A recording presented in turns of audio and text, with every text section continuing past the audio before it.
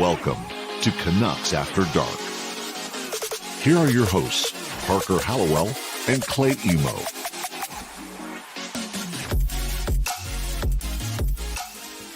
Good evening, Vancouver. It is the start of a new era.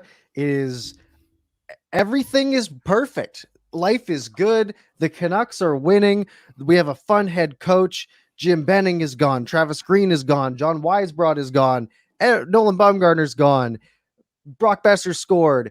It's a great night for the Vancouver Canucks and therefore the world. Canuck Clay is joining me as always. Removed about 30 minutes from being at the Canucks game itself. How are you doing tonight? Parker, I think we have a lot of things to talk about. We are going to not be short of anything. Thank you for waiting for me. I know you had a really good stream just now, so thank you. Yes, I walked in my office door literally 2 minutes ago. Thank you for the call, making sure I was good. But yeah, I'm happy to be here. Happy to be here with you. I'm happy to witness a 4-0 win. I'd love to hear your insight. I can give you some insight from being at the game, but all things are new. Bruce, there it is. Yeah, Bruce, there it is indeed. I can't believe that was a chat that we had, or a chant that was going, which is awesome. And I mean, he seems like, I mean, just off of today, where we had a couple of great press conferences, media availabilities that came through, and he just seems to really be a person that everyone can vibe with, which is kind of what this team needs, right? This team needs to let loose a little bit. This team needs to have some fun. They need to score some goals. They go out, they score 4 goals tonight. They allow 0. And overall, just a fun game. It was. And did you watch the whole thing? Were you able to watch the whole thing from home? Oh yeah. Yep. Yeah. What were your impressions overall? Just everyone felt more aggressive. Yeah. Like that's all it felt like. It felt like people were working harder. It felt like people wanted it more. They were going after pucks. They were throwing the body around. They were winning battles. They were scoring goals. We had JT Miller shooting pucks at 97 miles an hour, apparently. Like everyone just seemed like they wanted to win tonight. And I mean, that comes from the top down, right? Yeah. What was interesting, Parker, is at the arena too. I don't know if you agree with me. The first 10 minutes, the Canucks were aggressive, but they weren't really doing anything. They were skating hard. They were forechecking hard. They were back-checking hard, but they seemed very disconnected. A lot of icings. I think there was 4 in the first 30 seconds. Yeah. And it took a while from there going in the crowd. They certainly weren't restless. Nothing's restless compared to Saturday night, but they were certainly kind of waiting, kind of anticipating. And then as the game got going, you just started to see everything you just talked about. 2 men in on the forecheck as opposed to 1. Actually, like Podkolzin and Pettersson on the penalty kill. I know we're going to talk about that. There's just so many cool things that we haven't seen tried in the past 4 to 5 years. So I was happy. I was certainly very happy.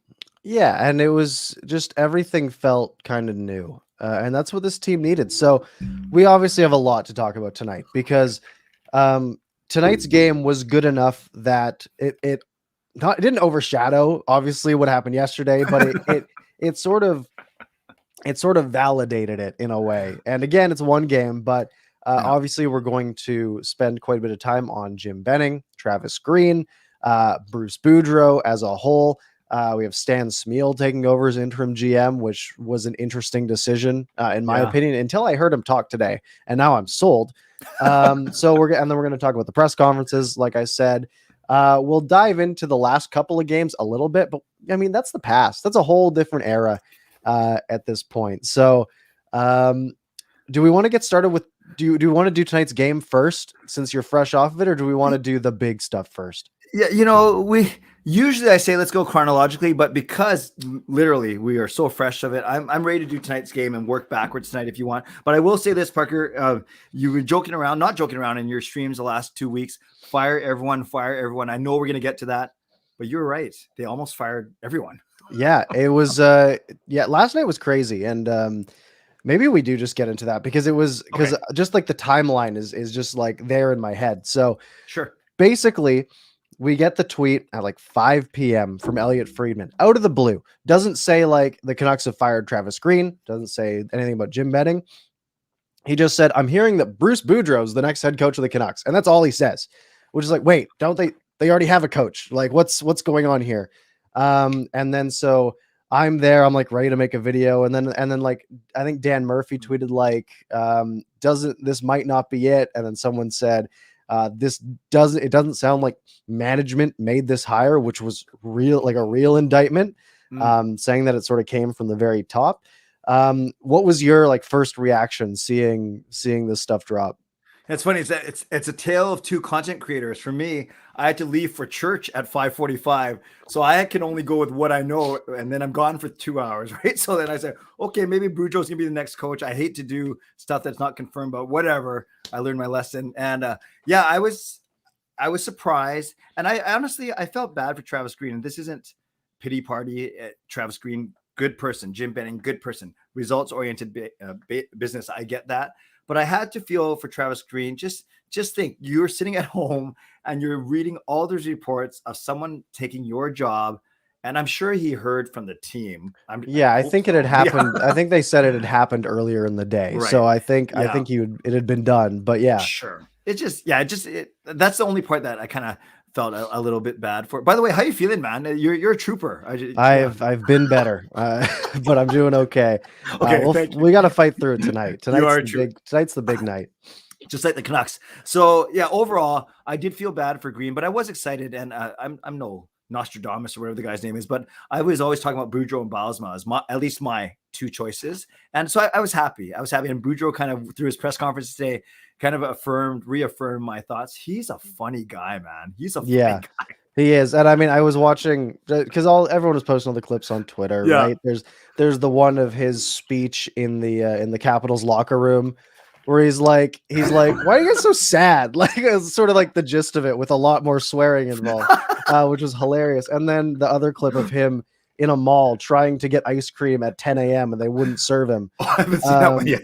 Where he's going to a Haagen-Dazs. He's like, it's 10 a.m. It's a great time for ice cream, and they're not giving it to him. Which is just it's a hilarious clip. And then like him getting onto the ice today and almost falling over. Yes. And, like it was kind of the perfect storm of fun, right? It was like, all right, we've gotten rid of, Travis Green is a very serious coach, right? He has his, moments in the media where he cracks a couple of jokes, but all in all, he's been very, uptight, very serious, which is fine. I have nothing against that, but just sort of it's just a dramatic like 180 to go to Bruce Boudreau, who's sitting down. He just sits there. He starts laughing with the media, like he's cracking jokes and everything like that. And it's like, man, you can tell he's happy to be here, and you can tell that he is going to try to make the players happy, and he's going to try to make the team fun, which is so important when you're a team that's 8-15, right? You're a team that needs to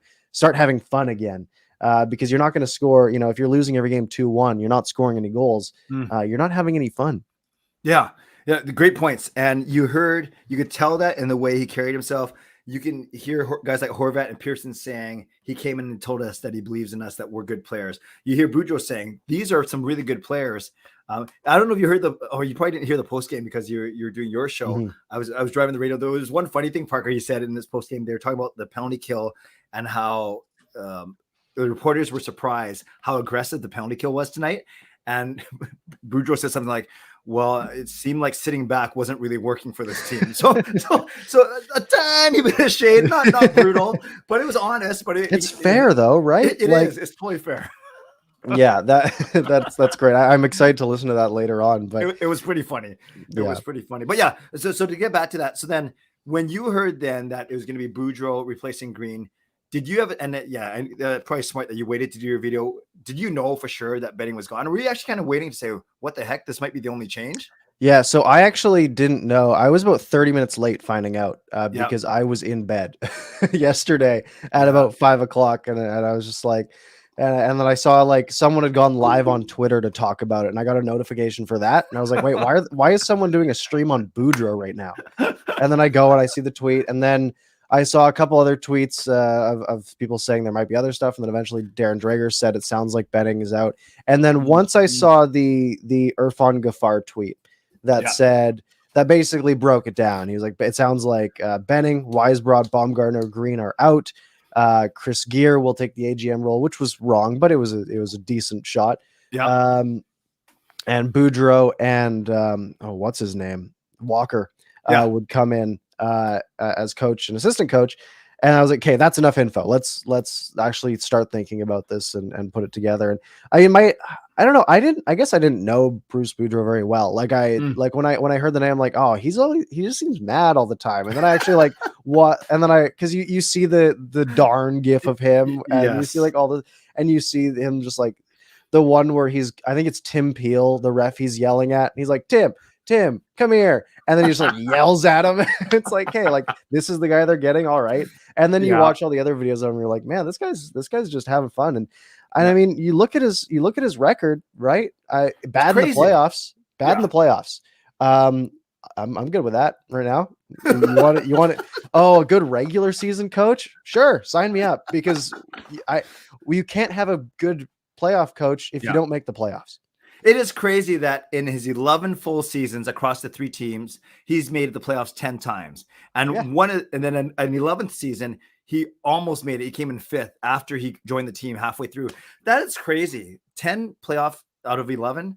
And that's sure he never got past the 3rd round and then a lot of 1st round exits. But yeah, and it's funny. You mentioned that I thought he was mad all the time. This is kind of bad, man. But I would always get Boudreau and Barry Trotz mixed up a little bit, just because of, kind of short and big and, white and bald. So, but I knew Trotz was a really good guy. I know both of them have no neck. Well, I shouldn't really talk. But then Boudreau, yes, I remember the HBO F-bombs and blah, blah, blah. And I forgot how affable. I forgot how likable he is. And yes, it's only been one day, but you're right. 180 is the best way to put it. And that's not to say Travis Green didn't have his moments, as you said, but pretty hard for Travis Green to have good moments in the past 1.5 seasons for sure. Yeah, and I think breath of fresh air is a term we're going to hear a lot, because it is what it felt like, right? And I mean, just all day today, seeing everything coming out, and then the press conferences, and it's like it feels like an entirely different vibe around this team, and that's exactly what they need, because this team has been real down lately. So, I mean, do we want to reflect a little bit on the past? Let's reflect a little bit, I guess, on the management side, because we don't have a replacement for Jim Benning yet. We heard Francesco talk. He was asked directly about Marc Bergevin today, which I hope does not happen. What do you think of Francesco, by the way? I thought he was better than better. I don't know why he doesn't talk more. He's actually a decent speaker. But a lot of people slam him, man. A lot of people slam him, say he's like the worst public speaker ever. And blah, blah, blah. And I think it's because we're used to watching Jim Benning talk, and then you see, and like Francesco did a pretty good job. And there was a tweet, I think it was Blake Price who tweeted out, like, it's clear that Francesco just doesn't like doing it, because he's perfectly fine at it. Like, he could do it if he needed to. But I thought he did a fine job. And he was asked directly about Bergevin.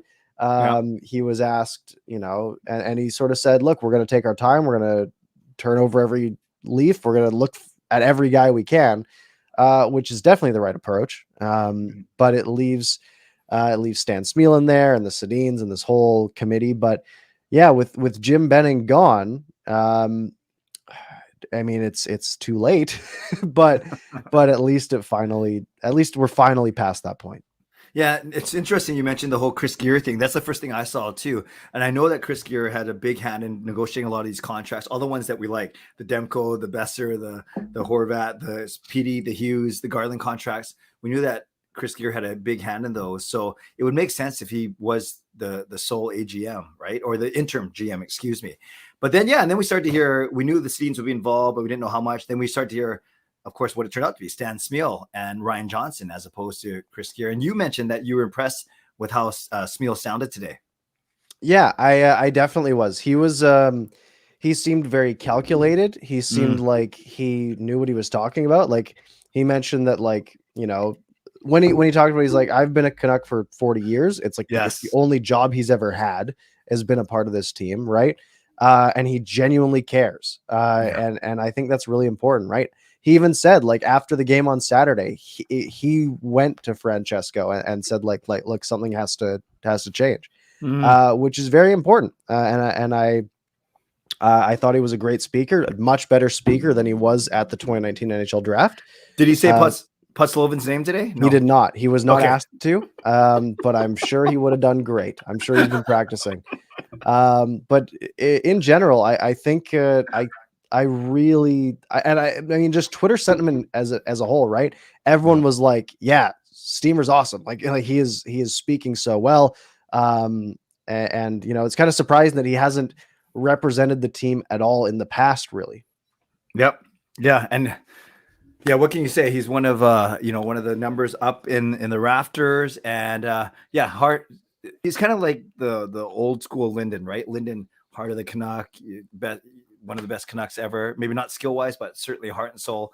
And that's who you have in Stan Smeel for those of the older folk in here for sure. So yeah, not bad. So we had Smeel and Aquilini. Yes, I agree with you. I thought Aquilini handled himself quite well. He didn't really duck the questions. But I guess people were saying we haven't heard from him since they hired Linden. 2014 is the last time he had like a press conference. 7 years ago? Crazy. He's had a couple of like 650 interviews, I think, and like prepared statements, but yeah, he hasn't been questioned over anything. And there were some hard questions asked of him. And he, you know, I mean, I don't know if I believe all of his answers as a whole, right? There was the one, I mean, he was asked basically directly about his ownership style and sort of meddling in team affairs. And then he had that sort of talk about how like the manager manages, the coach is coach, the owner owns, like all this stuff. And I don't know if I totally buy that, but he said the right thing. And then there was also the talk about like, he was asked, and it's something that we talked about last week about how Travis Green has sort of been thrown under the bus here, right? Like he's been the only guy to go out and talk when there's, you know, the Virtanen allegations and like all these other like bad things happen. And it's always Travis Green. It's always here's Travis Green. He's our spokesperson. And it's never the GM. It's never the owner, right? Things are never coming from the top. And he was asked about that. And I mean, he didn't really answer that question, which I thought was, and I think it was J-Pat who answered it, who asked it. And then he said it was kind of a loaded question. and I didn't love that response, but regardless, I mean, I think he did all right. By the way, Parker, if I may, I see over 200 people watching the stream right now. So thank you to all 200 of you. And I see that we are less than 140 away from 1,000 subscribers. So if I may, Parker, I'm sure you don't mind. If for anyone watching right now who has not subscribed to this channel, Canucks After Dark, we encourage you to hit the subscribe button now, because I'd love for us to get over 900 tonight. If we get closer to 950, that's even better. So you may subscribe to Parker's Pucks. Yeah, you may subscribe to Canuck Clay, but we want you subscribe, especially right now, to Canucks After Dark. Parker, I don't know how to read the numbers. I don't know if you can see if it's going up at all, but let's get some more subs as we continue to talk about this new era. And as Parker said, the day of reckoning, as I said, clean sweep or clean slate, whatever. Bruce, there it is, fresh air, everything. Let's continue chatting and being happy. And you know, it's funny, Parker. What was the mood like in your post game from a standpoint of? Did anyone just say, kind of slow your roll, calm down? It's only been one game. I was trying to hedge it a little bit because I knew someone would. So I was kind of like, look, let's get this out of the way. It's one game, but doesn't it feel different? Like this isn't the same team. Like if you had looked at the team that played Saturday night against Pittsburgh, and then you showed a clip of the team that played tonight against LA, you would not, but like you erase the numbers, you erase the names on the jerseys, you take the colors off the jerseys, right? You say, are these the same team? No, you don't. You say there's no way those are the same team, right? They looked so much different. And look, if they had come out tonight and won 4-0, but they didn't look any different, it would have been a different vibe, right? Like it would have been like, oh, okay, they won. That's great. But there was a clear increase in aggressiveness. There was more heart, it seemed like. And I mean, you know, they did the job tonight, right? We can only talk about what they have had in front of them, and they did what they had to do. Even Chason and Lamico looked good tonight. And it was funny. Another thing, Parker, when you listen to the post-game Boudreau, he couldn't remember Lamico's name. So he says, yeah, the new guy, the guy who scored his first goal ever, that guy. And then someone said Lamico. He goes, oh yeah, Lammy. That's great. Yeah. See, like who thought Lamico would have had a chance all alone in the slot and ripped it off the post and then score a period later? Yeah. Like things like that. And someone had asked me in my post game, they said, was there anyone that played worse than normal tonight? And I genuinely couldn't come up with an answer. I was like, I genuinely thought everyone played a little better than normal tonight. I didn't notice anyone who looked bad, right? I thought Pullman looked a little better. I thought, Chason looked a little better. Lamico looked a lot better. right? It was a big difference. Interesting. I'm just looking at the ice time, Parker. I'm not sure you brought this up. Of the Mhm. defensemen, you had Hughes at 26. They're all the Myers, same. Yeah, Myers at Except for 19, Hughes. and then the other 4 guys at 17. It was just Yeah. crazy. Yeah, and Hughes is just all power play time, right? Because he was the only defenseman on the power play. He played like 5.5 minutes on the power play. But yeah, Ekman Larson wasn't even ready for one of the changes because he just kind of sat back at the bench and just yeah. So it was just a fun night. That's all I really have to say about it. Yeah, it was good. It was a great start. Good vibe in the arena for sure. Like I said, it started off a little bit slow, a little tentative, but as the game went on, there's certainly a good feeling in the arena for sure. For sure. Absolutely. All right. Do we want to talk about? I mean, we've kind of been all over the place, right? We talked a bit about the game. We talked about the GM, the coach, all this stuff. Any other Bruce Boudreau stuff you want to talk about? Yeah, maybe. Well, yeah. Okay. One other thing. You probably touches on this already. And if I'm stuttering a lot, which I know I am, I'm in a good mood because they won. But you're sick, and I'm coming off a 3-hour sleep. I don't know what I was doing last. This guy is too old to try and survive on 3 hours sleep. But we'll get through together. We will get through. He makes offensive players better, and he actually referenced Brock Besser in the same breath as Ovechkin. Now, he didn't say that they're the same player, but although there's some similarities, but he was basically saying Brock's just got to shoot, right? Yeah. PD just got to do what PD does. And I kind of think, Parker, that Travis Green or the players got in their own head so much. Oh, I better not make that foray into the zone, or I better not try this, because not that they're going to get lambasted by the coach, but that didn't fit the system. And today I saw not so much system, but it was aggressive, yet it was still disciplined. You can be aggressive. And yes, you have Thatcher Demko back there to bail you out, but even Demko didn't have to make any crazy saves tonight. He was solid for his first shutout. Isn't that telling though? He didn't get one shutout under, prior to tonight. And then it's his second regular season shutout ever. That's crazy. Surprising. I think one of Boudreau's quotes was like, well, why do you have to be bad at defense to be good at offense, is what he said in his press conference. He's like, why do I have to only be good at offense, right? Why can't we just be good at both? It's like, great point. That's a good point. And then also, he was talking about what he said to Besser, right?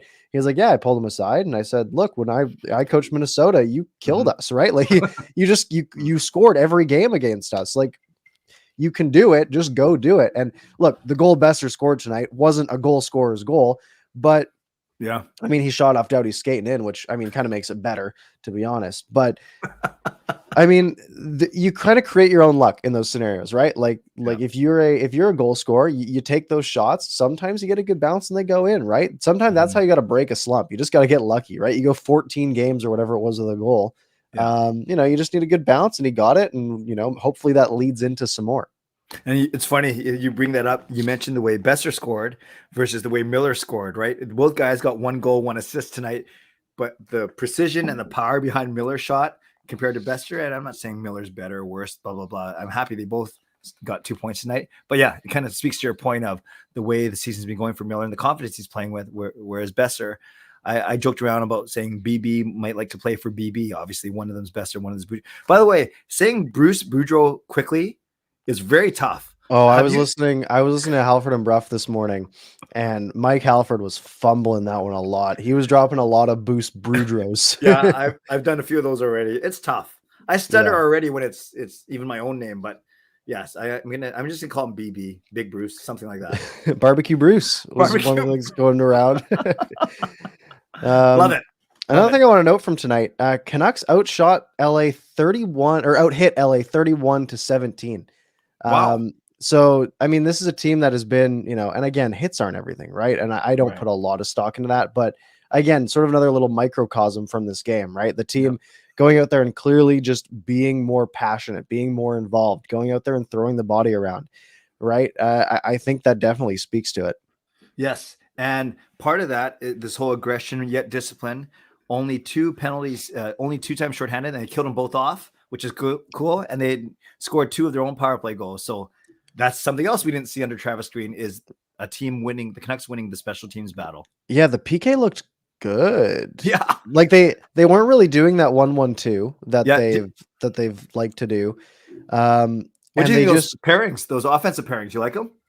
I thought it was crazy. That to go out there and be like, all right, we are taking the worst penalty kill in history, and Elias Pettersson, you're out there. Bo Horvat, you're out there. Vasily Podkolzin, you're out there, right? Like Yeah. just throwing these guys in Yeah. who, I mean, Pettersson and Podkolzin have never killed penalties, right? Horvat has been out there for like face-offs, and then he'd get off the ice. And I mean, he had mentioned, right? He had mentioned that someone had come up to him today and said, "Hey, I want to be on the penalty kill." And he said, "Okay, but if you suck, don't ask me again," basically, Yes. which is a fair response. Yeah. And I don't know if it was Pettersson. I don't know if it was Podkolzin. I don't know if it was Horvat. It could have been any of them. But it seemed to have worked. We had like Dickinson diving, poke checking the puck out of the zone. We had Tyler Mott like almost overcommitting a little bit too deep to throw hits on the penalty kill. Like they were on their man. They weren't giving, because they've been really easygoing and like giving teams the perimeter. And then eventually, you know, one pass gets through and things go wrong. But here they were just like, all right, we're going to go to our guy. We're going to make them make a mistake. We're going to get down the ice. We're going to get shorthanded Elias Pettersson breakaways. We're going to get like a 2-on-1 with like Dickinson and Horvat, I think at one point. Like it was a totally different look. Miller and Mott makes sense. Dickinson, Lamico, not great, but makes sense. Pearson and Horvat makes sense at even strength, and PD and Podkolzin makes no sense whatsoever. Yet that's how they garnered that chance. And and it's funny, Parker, when I say those four pairings, technically you have a center on each of those four in Miller, Horvat, Pettersson, and Lamico. Of course, you're often changing on the fly when you're a penalty kill. You're not counting on winning a defensive zone faceoff. But yeah, I liked it. And if that's what he's going to try going forward, I'm all for it. Again, just one game, but a good start. Look, if the Canucks are going to allow this many goals on the penalty kill, maybe you can score a couple at the same time, right? Get Pettersson out there getting a couple goals, and then maybe things are okay. Yeah, you know, I didn't get a chance to watch the replay of PD's miss. Was it even close on the penalty shot?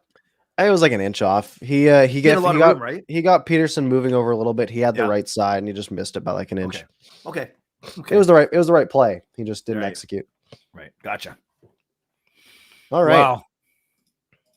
Yeah, that's my thoughts. I'm just in a good mood, and I mean, I expected to go into this more so like breaking down like the history of Jim Benning and Travis Green and all that stuff, but I feel like we've done it so many times before, right? Like we've talked about the 8 years and the bad free agent signings and the decent drafting, and some of the trades were good and all this stuff, but we've been down that road before, and you know, why live in the past when we can look forward to the future? Well, Parker, this is a new Parker I'm hearing tonight. This is the positivity coming out. So playoffs, let's see. Or it's the Dayquil that you're drinking. No, one of the two. Maybe, yeah. So, I mean, one thing I really liked about what Boudreau said in his press conference today is he said, "Yeah, you're 8 games out of the playoffs. That sounds bad, right? Because you gotta go on like 100 and whatever point pace. That sounds bad. You know what doesn't sound bad? Winning more games than you lose every week, right? You go out there and this week we win 2 of our 3 games. Well, now maybe we're only 6 points out, right? You do that for 8 weeks, and now maybe you're only 3 points out of the playoffs in February, right? And then that's not that bad, right? You just got to win a couple more than another team." He gave me that little bit of hope, and I said, and then he talked about his Anaheim thing where he's like, yeah, and then you know, after I got my plan in there, and like 10 days in, then we won like 21 out of 24 games or something. And I was like, why are you doing this to me, Bruce? Like, why are you trying to give me this hope? Because I'm gonna buy in, and I'm just gonna get hurt again. But I mean, he was saying all the right things. He was indeed. And didn't he also make a point? I can't remember the exact terminology he used, but he said, yeah, we might be 8 or 9 points out of a playoff spot, but you can make up a point. Did he say a point a month or a point a week? Making the point a week. Yeah. Right. So that in 2 months, then you're back in the thing. Yeah. And then he said, followed up with saying, we got to win the next 2 out of 3 kind of thing. So yeah, I like it. I like him. Funny guy, good guy.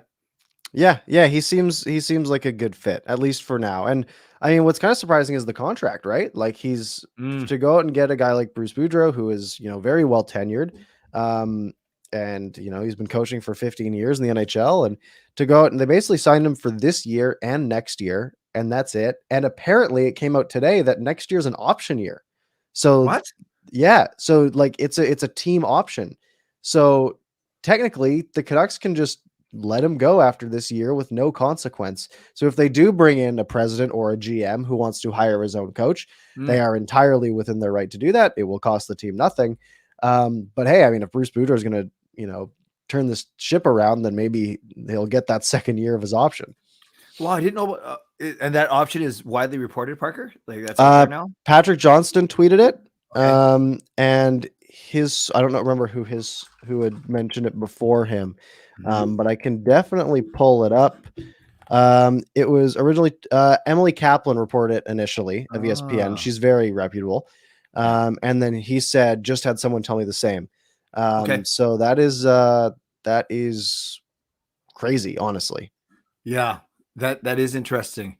Do you think, are you of the mind, still sticking on this transition topic, do you think they got to go president before GM, truly start at the top, or are you fine with them kind of doing it at the same time? Yeah, it feels like that's what you should do, right? You should bring in a president and then give him the autonomy to hire his manager. I agree. Yeah. But then Aquilini said today, he said, we're looking at all the options, because he didn't say they were going to bring in a president, but then he said, if we find a good like tandem that would be a president and GM, then that might be a route we go. Which kind of negates that whole thought, right? Because I mean, you're picking two guys at the same time. So I don't know. I think having two guys doing the same job doesn't really matter at that point. Yeah. And I must admit that I was more versed with coaching candidates, replacements, than I am with GM. For GM, I just kind of hear what everyone talks about, right? That Scott Mellanby ties to the franchise. Lawrence Gilman, would he come back? George McPhee, why would he leave Vegas? So there's Jim Rutherford, maybe not so good. So there's a lot of these that admittedly I don't know enough about who would be good GM candidates. Maybe that's the next thing I have to research or something. But the coaching seemed a little more, at least it's easy to come up with names for coaching candidates. And it's easier for that quick impact, right? Yeah. That's the big thing. So yeah, I mean, it's a whole new day, and that's just kind of nice. Yep. Absolutely. Yes. One thing I did want to bring up while we're here, the poll responses. We ran a poll at the beginning of this season, so it's time to shame you all for getting things wrong. And I don't have it pulled up right now, but I did have it pulled up earlier, and it was something one of the questions we asked was, will Travis Green be fired before May 1st, 2022? 97.3% said no. Wow. So you're all wrong. I mean, I think I was wrong too. And then we asked, is Jim Benning fired before May 1st, 2022? 92% said no. 8% said yes. So 92% of you were wrong there as well. Just like we were all wrong about would the Canucks make the playoffs, how many points they'd get, all that other stuff. But hey, at least that's a thing. I know this is a very knowledgeable and optimistic group we have here, Parker, but those numbers are astounding. I didn't know that we were so slanted collectively towards Green and Benning will be fine and we'll make the playoffs. Yeah, wow. I think our expectation was that they were going to be, in the right on the edge of the playoffs. And if every single person thinks that they're going to just barely make the playoffs, then everyone will say no. And then, right, so it kind of slants it. It's not like we were 98% sure. Yep. It was like everyone was 60% sure, and then that skews the results. Sure. Does Green get a job? And if so, as what? And does Benning get a job? And if so, as what? I think Green is a head coach somewhere else by opening night next year. Right. After some guy. Right. Could be earlier, right? I mean, Philly has an opening. That could be potential with AV getting canned yesterday as well. Jim Benning, though, maybe as an AGM, I think there would be too much blowback from most fan bases after seeing the Jim Benning, last 8 years in Vancouver. Yep. I agree with you. That's well said. I agree. Green will get picked up. He'll work again. He's well liked, well respected. Yeah. Yeah. Just a matter of time. Yeah, it's timing. It's timing because you're probably going to wait till some teams fall out of the playoff mix and end up doing away with their coach. But yeah, Vancouver and Philly within 24 hours of each other. Pretty crazy. Yeah. We're going to hit 2 more quick topics, and then we're going to go to the people because we want your questions on what we should talk about with all this new stuff happening. First thing, Loui Eriksson, 1,000 NHL games. Good for you, Loui. Did you see the tweet that the Coyotes put out today? No, tell me about it. Oh my goodness, it was awesome. They posted a picture of Loui Eriksson just dressed up to the nines. Let's see if I can find it here. In like this crazy suit and like a crown with a lion in front of him, saying 1,000 career NHL games. I'm gonna see if I can post this on screen here really quickly. I'm excited. Go to my downloads. It's not there. Here, why don't you take over for a second because I have to show you this. Okay, so while Parker's looking for that, I was actually going to ask about another veteran Swede, ex-Canuck player, Alex Edler. In the chat, tell me, do you think that TV timeout, I'm not sure if they showed it on TV, do you think that tribute was good enough? It was actually well received in the arena. It was the quick 20-second video highlight on the Jumbotron. Then it was Edler getting off the bench to skate around for 5 or 6 seconds and wave to the fans, and then another 10 or 15 seconds of clapping while he was on the bench. So do you think the Canucks did Edler right with that? And secondly, did you notice Edler during this game at all? He laid out one hit on Chason that I really noticed behind the net. But anyways, put it in the chat as Parker shows us this. Yeah, let's show you this Loui Eriksson image. It's going to go right in front of us, and I'm going to take this away. The official Arizona Coyotes account posted this photo today for his 1,000th career game, which is that's just great social media. They've been living up the Arizona or the Loui Eriksson thing. And Parker, have you seen the musical Hamilton? I have not. Okay, so there's a character in there, the king, and that's exactly what it looks like. In fact, he could play the king in Hamilton. That's what I think. Yeah, I just thought that was really fun. And then, I also want to give a shout out, like you said, Alex Edler, who scored his 100th goal the other day against Jacob Markstrom. We thought it would happen tonight, to be honest, because that seemed like it would make too much sense. But he got it on Markey, which is just as good. Just trying to look so Edler's stat, obviously no goals, no assists because no King scored. 3 shots, 4 hits, 1 block in 20 minutes. That's a good night. Yeah, good night for a D-man. Do you have? Was he a minus? Nope. He was a plus. No, he was a 0. Who's Bjorn fought? Bjorn? Yeah, I have no idea. He only played 15 minutes, and he was a -2. Yeah. All right, let's take some of your questions, your thoughts. I haven't been reading them yet. So if you've got any that you want to go with, and guys, if you do want to get your questions in for us, if you want our thoughts on anything or on like the Boudreau stuff, Green, Benning, all that stuff, now's the time to get those in. We got to give Parker some love. He is fighting through. I can hear it, but I think his positivity is drowning his sickness in just a pool of no, I don't want to say mucus, but like just drowning it. And Parker, you're a trooper, man. Good job. Yeah, it is getting worse as the night goes on, but that is okay. What do you guys got for us? Anything you're seeing here that you want to pull up? There was a lot earlier, but I'm not. I can scroll. Sure, I'll just find anything. I'm in a good mood. You're in a good mood. How about East Side's the one they just put? Is there a chance Linden comes back as possible president? I say no. I think that bridges burned, ship has sailed, whatever analogy you want to use. Parker, you want to get more fun? What's the chance? Gillis president, Gilman GM. Oh, I would take Gilman as GM. I would, but yeah, Linden. I just think, he wasn't. He was at odds with Aquilini. Let's just put it that way. And then he was upset when Benning basically took Aquilini's side. Yeah. Yeah. There's no way that happens. I don't think. Let's see if I can find some, if I scroll up a little bit. Yeah. I saw someone asked a good question about PK. I saw, Well, there's no way I'm going to be able to find anything with that. Oh. That's great. Sharms is asking, was I chanting along? Bruce, there it is in the arena, Clay. Yes, I was. I picked up on it. Yeah. And then, for people like me who are actually born around acting cool when that song came out, it was actually kind of funny. Then the Rogers Arena DJ picked up on it. And then no word of a lie, Parker, I'm not asking for yours or everyone else's approval, but I got 3 different people text me after the game saying, Clay, there's your next parody song. And I said, I don't know if anyone wants to hear me rap. That's too easy. No, that's good. Do you want to be in it on me? Can you rap? No, but I can be a background dancer. Oh, sweet.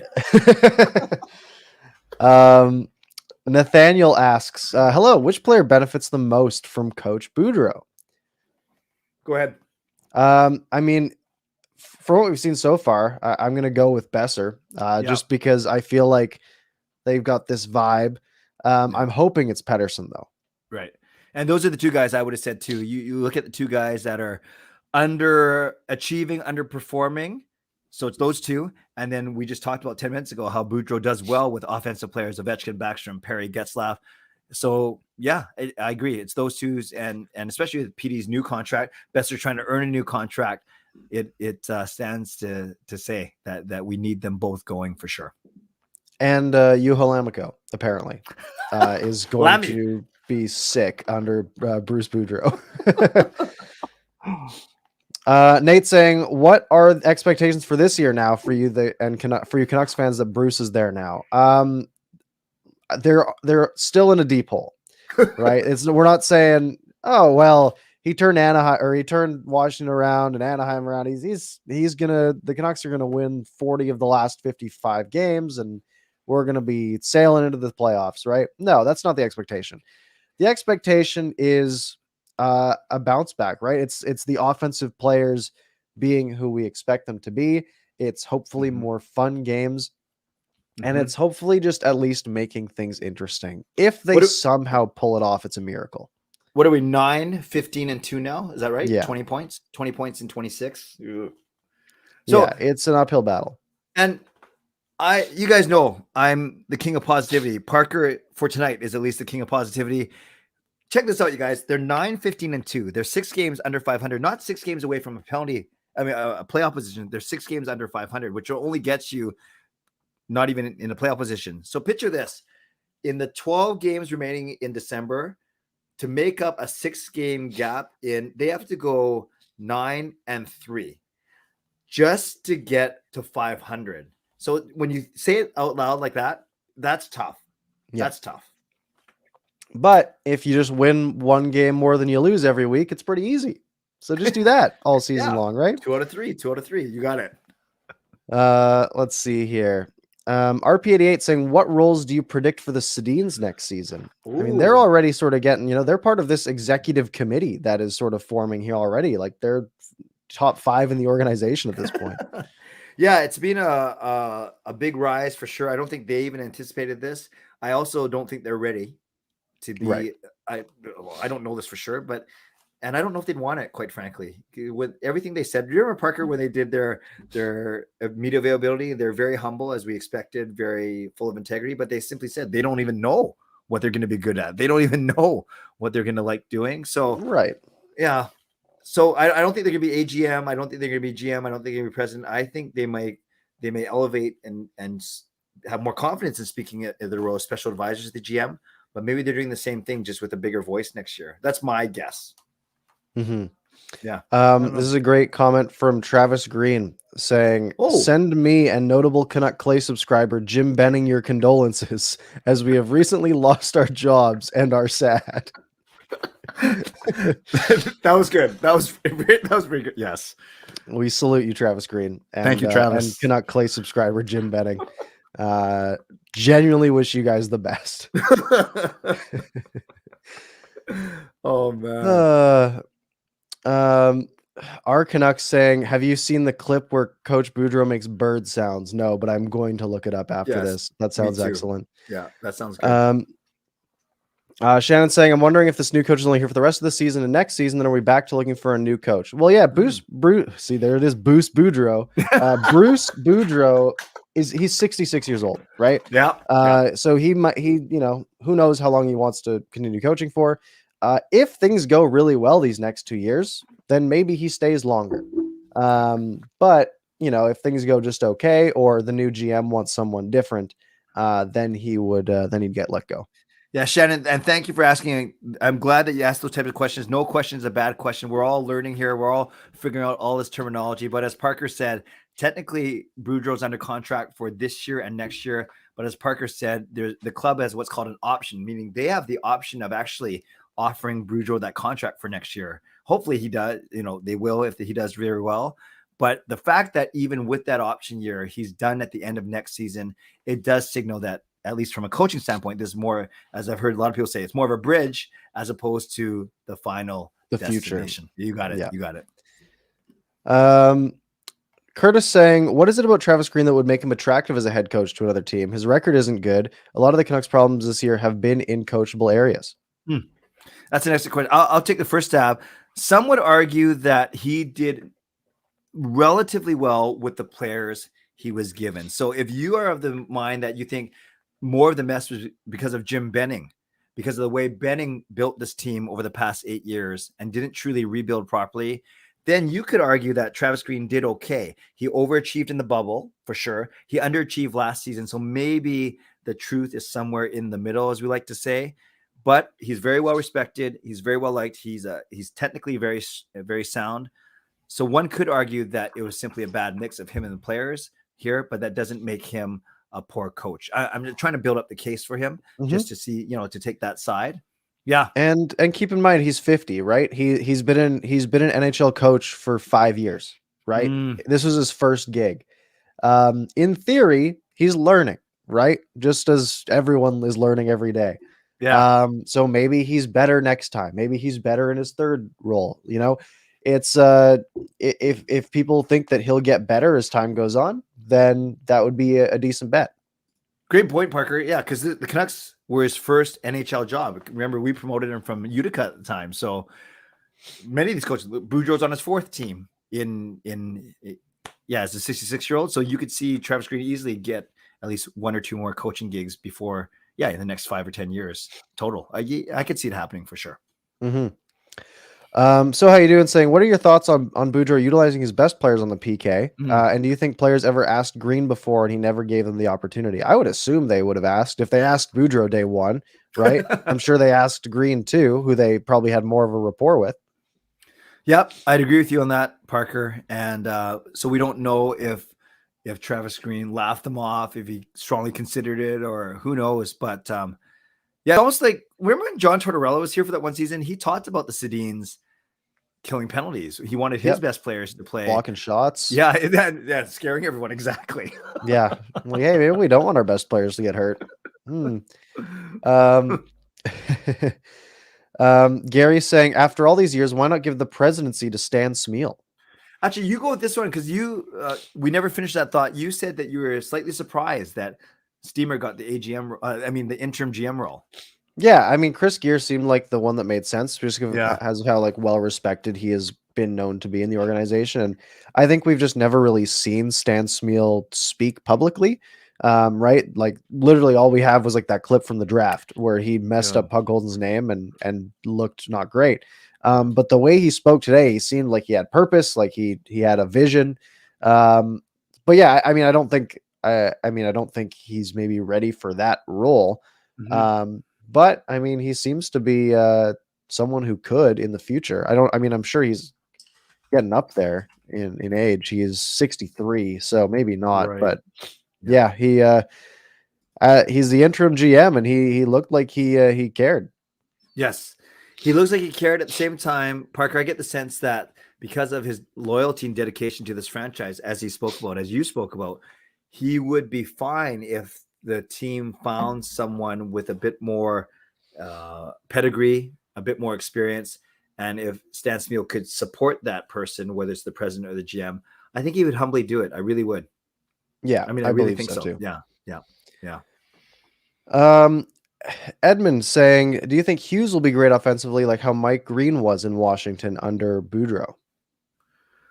Isn't he almost there? Or maybe Yeah, I mean, I think Hughes is already great offensively. Yeah. Could he get better? That would be crazy. I'd love it. Yeah. But I don't think we need to be, praying for that. I think that would be nice. But I don't think we should be, I don't think that should be our goal. He did look like he was buzzing a bit out there tonight, and clearly he's getting ice time, right? He had almost every Canuck D-man had 18, 17 minutes of ice time, and he had 26. So, and by the way, I got to meet Edmund at the game today for the first time. So nice. Pretty cool. And Edmund, thanks for being here and supporting us as always. There's something else I was going to say about Green, Hughes, Wash. It'll come to me. Okay. Sorry, man. That was bad. It'll come to me. No, it won't. Nathaniel's saying, why isn't Bruce Boudreau good in the playoffs? Is his offensive style just not a fit for the postseason? It seems like they just blew it a lot. Like they had like 3-2 leads in series and they'd lose, and they just choked a lot, and that cost him his job. He definitely has a reputation of working, and we've talked about it, working well with offensive players. But as Parker, you mentioned, he did say today, no one said you can't have good offense without good defense. So he obviously acknowledges I remember what I was going to ask now. He obviously acknowledges the defensive part of the game, which leads me to my question. Did you see somewhere that they're saying that Brad Shaw is indeed going to run the D and not Scott Walker?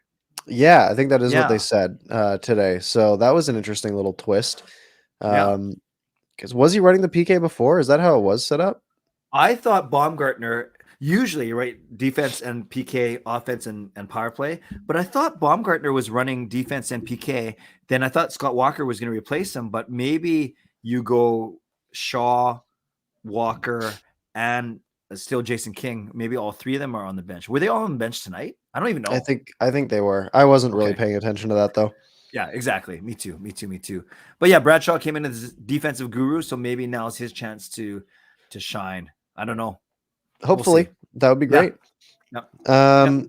Carol's saying, do you think this game could be the turning point of the season? And if so, what do you think they need to do to get even better to get into the playoffs? Let's talk about playoffs. What about them? Right? Yeah. I mean, I want them. Yeah, it's tough. It would be an amazing story, but it is one game, right? They could very well lose to Boston on Wednesday, pretty bad, and we'll be sad again. But for right now, I mean, let's live it up a little bit, right? The Canucks are undefeated under Bruce Boudreau. They've never allowed a goal. Brock Besser's scored every game. This is great. But Carol, to answer your question fairly, this could be a turning point for sure. But unfortunately, they've dug such a big hole that even if they play quite well, win more than they lose, they still might not make it. So as I think I saw a stat, wasn't before tonight's game, they had a 1.8 chance of making the playoffs. I saw that somewhere. That sounds about right. Yeah. So better maybe it goes up to what, 2.5? Maybe. Hey, that's a chance. 1 in 40. Yeah, but I like what Parker's, as much as I want them to make the playoffs, I love what Parker said. Let's enjoy these games. Let's enjoy these wins. And you could argue that was one of, if not the most enjoyable game already for this season. Yeah, maybe not. Yeah. I was asked that on my post game. What was the most enjoyable game? Was it this Rangers. one? And the Rangers one was a big one. The Stars one was good. Yeah. But I think this one just has such a different feeling to it. Like it feels different. And I think that's the key. That's fair. That Rangers game was pretty nuts. I was pretty jealous you were there. Mm-hmm. I was bowling. Yeah. Okay. Yeah, for sure. Is that the one that got you? They took a picture of you and you were in the. Yes, I was. I locked eyes with JT after he scored. Just making sure. Yeah, we're best friends now. Okay. Any other good ones here? Do you know anything about Scott Walker? Yeah, I do a little bit. I know that he was drafted by the Canucks in '93. I do know that he. Parker, were you born? Oh yeah, you were born in '93, just not that old. No, you weren't born in '93. Not. No. Sorry, I gave you 10 years by accident. Okay, so I do remember, and I looked this up to 124th overall, so that's the start of the 5th round. I remember that he played 3 seasons for the Canucks before he went on to play for Nashville and other teams. And I do remember that he would get about 15 points a season and 140 penalty minutes. So nice. He was aggressive. He was tough. He didn't take any crap from anyone. He was a bit of a poop disturber. And one of those guys that you need on your bottom six to stand up for your teammates. So I think I've heard a lot of people talk about, I hope that he brings and instills that aggression, that grit, that stand up for your teammate type attitude into our team. So I'm still curious to see what his actual role is. If Shaw isn't doing defense, Jason King's still on offense. We'll see where he fits in as well. All right. Sounds good. Yeah. Yeah, and he was popular. Coach Rob, he was a very popular player. Exactly. Yes. Yeah. Any of these other ones you want to take here? I'm starting to fade a little bit. No, we got to take care of you, man. We got to take care of you for sure. And we almost made it to the hour anyways. We're good. All right. We're going to wrap up there. A little shorter tonight. But I started my stream at like 9:40. So I've been going for a while. I am tired. I got to get some sleep so I can feel better tomorrow.